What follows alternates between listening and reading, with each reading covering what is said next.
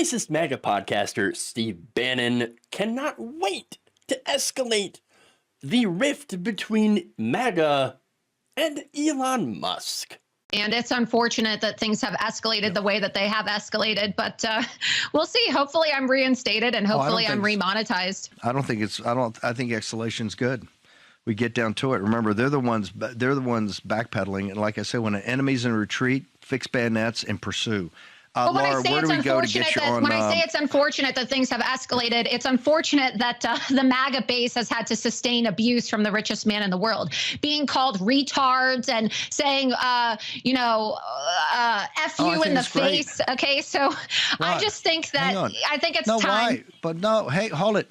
We're tough. We're battle hardened over a decade of fighting. People are very, very. Hey, that's nothing. Let them fight. Let them fight. Yes, it is funny to watch some of them figure out something that I've been saying for a long time. Billionaires are not actually your friends. Who knew? Oh, right. The left. The left knew. I know. Some of you in MAGA are actually starting to figure it out. When you're all like, George Soros. We're also like, you know what? You might have a point. Maybe George Soros shouldn't be allowed to give tons and tons of money in our elections, along with the Koch brothers, along with Elon Musk, along with any billionaire or any multi-millionaire. We shouldn't have private financing of elections. We should have public financing of elections, because otherwise you get in a situation where rich people buy off your politicians and then they work for those rich people. I know, crazy idea from these leftist, socialist, communists, and all that stuff. Okay? Pink-haired communists. Maybe they were onto something. Maybe we're onto something. I don't know. You guys are just figuring it out. To be fair, though, Steve Bannon, I don't agree with a lot of things that Steve Bannon says, but he's like, we should tax the rich. Broken clocks, everybody. Broken clocks. And there's a lot of broken clocks today.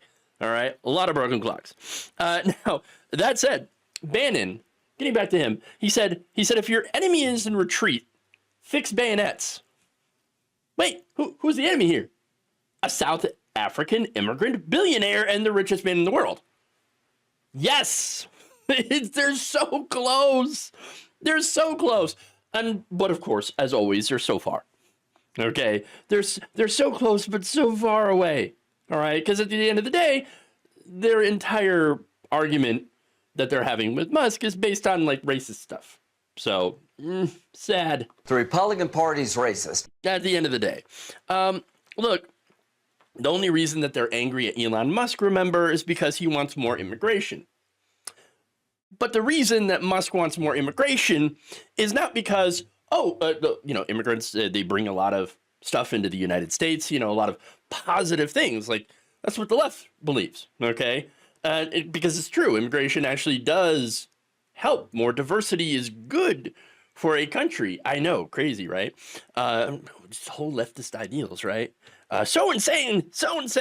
But no, Musk wants to bring more people into the country, not because of anything good, but because he can exploit them. Okay, he can exploit the workers. He can control their lives. He can underpay them, which, by the way, he would do to American workers if he could. Yeah. Roll back all the labor rights that were won in the 20th century. Roll back all of those, all the labor protections, all labor regulations, and make it so that, yes, we would be able to be controlled, get put in company towns and exploited again. Then, of course, that Elon Musk would be like, oh, yeah, hell yeah, I'll hire Americans. Sure, great. But we know the real reason, okay? This entire fight, at the end of the day, is just all about what kind of racism the Republican Party wants to do, okay? Whether it be the tech pro racism of, let's take this, this minority group of people, migrants, immigrants, and exploit the hell out of them for our own profit, for our own gain, and then send them back to their country. Isn't that great? Wow. Still racist. All right. But then you have the Steve Bannon, Laura Loomer type of racism that just sees people as like subhuman. Okay. So Which way, Western man? Which kind of racism do you want to have? Oh, how about none? How about none? That would be great. Now, moving on, I want to go to what he talked about being battle hardened. Oh, we've been fighting for a decade, and you know we're battle hardened here, MAGA. You do whatever, you say whatever you want. Look, maybe for this guy, okay, for Bannon, he doesn't care about Elon Musk's insults. Well, it's because Elon Musk sounds like a 12-year-old. Kekius Maximus? What are you, 14? On Reddit? What's wrong with you? I should say what isn't wrong with you. But look, it is funny, though. When you look at Steve Bannon, you see a guy that looks like he's not only fallen off the wagon, but has, was dragged behind the wagon for several miles. I guess it makes sense that you're not going to really be bothered by Elon Musk and his childish insults. All right. Just saying. That said, I'm shocked that Bannon doesn't actually know that there is actually a sizable chunk of MAGA people that are snowflakes that get very, very bothered. I know that aren't exactly as tough as Bannon, thinks that they are. They cry constantly about DEI, the critical race theory. They get mad and horny at the same time when they see a trans person literally just existing. Okay, so I wouldn't really call them all battle hardened. If any group in American politics today fits that bill, it's the left. And I'm not talking about liberals. Okay, no. I'm talking about leftist anti-capitalists. Okay, hardcore. You want to talk about a group that is battle hardened, that fights everyone. No one gets attacked more than the far left. Okay, I know, because I am the far left. They get attacked by the right wing, by the liberals, by the left, the establishment, and of course, most famously, by each other. There's no in-group that has more infighting than leftist anti-capitalists. Okay, and so we want to talk battle hardened. Oh yeah, battle hardened, and yet that left wing has been right about H-1Bs the entire time. Capitalists love the H-1B program because it allows them to exploit people. That's why, again, we are against it. We're against the exploitation, and we're against what happens as a result of that exploitation, which is, of course, the driving down of wages, the elimination of benefits, the fact that you have so many talented people here in America who can do these jobs, right? These high-tech jobs, these engineering jobs, and yet they are saddled with tens of thousands of dollars in student loan debt. They would get into this, field, but you've got all that debt, so obviously they're going to demand higher salaries, and these CEOs don't want to pay them. And so that's one of the big problems, okay? And not only that, but you also want a work-life balance, okay? But these CEOs, they want people to be chained to the company 24/7, 90-hour weeks. Just insanity, all right? Just grind. No, I actually want to live my life. I actually want to have a life outside of work.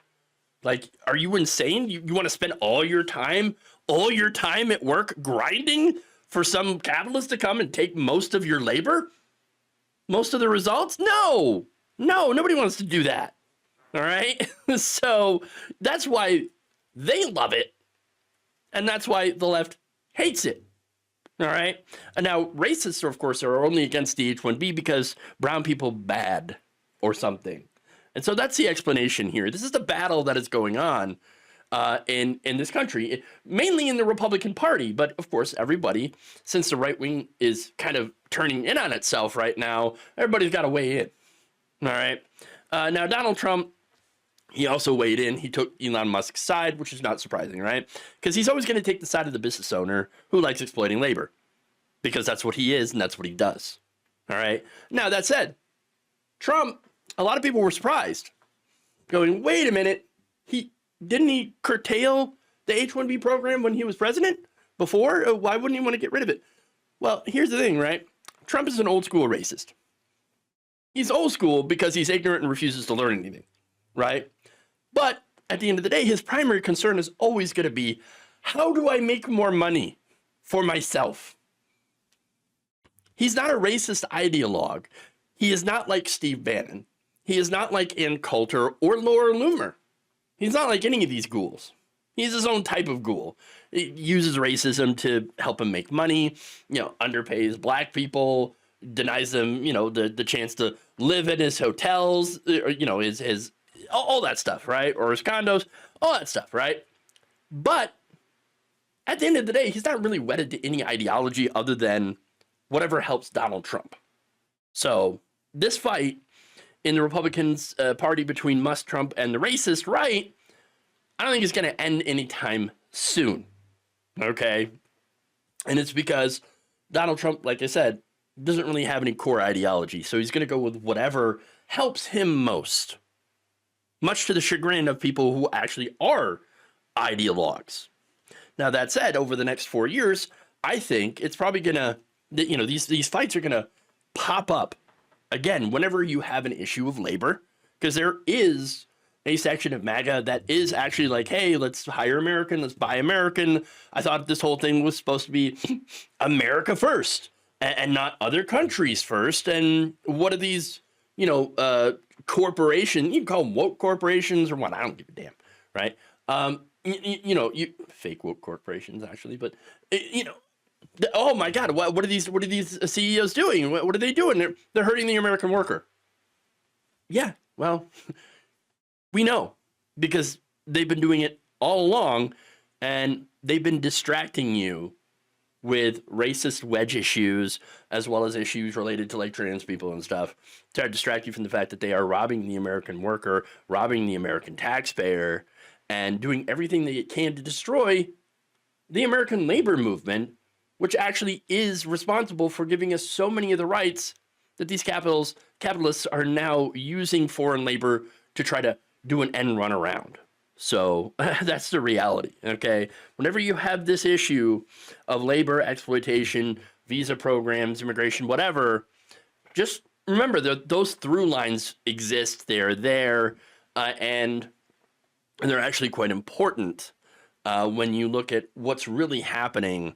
And of course, at the end of the day, the result, of what these CEOs are doing is hurting the American people and exploiting foreign labor for their own gains.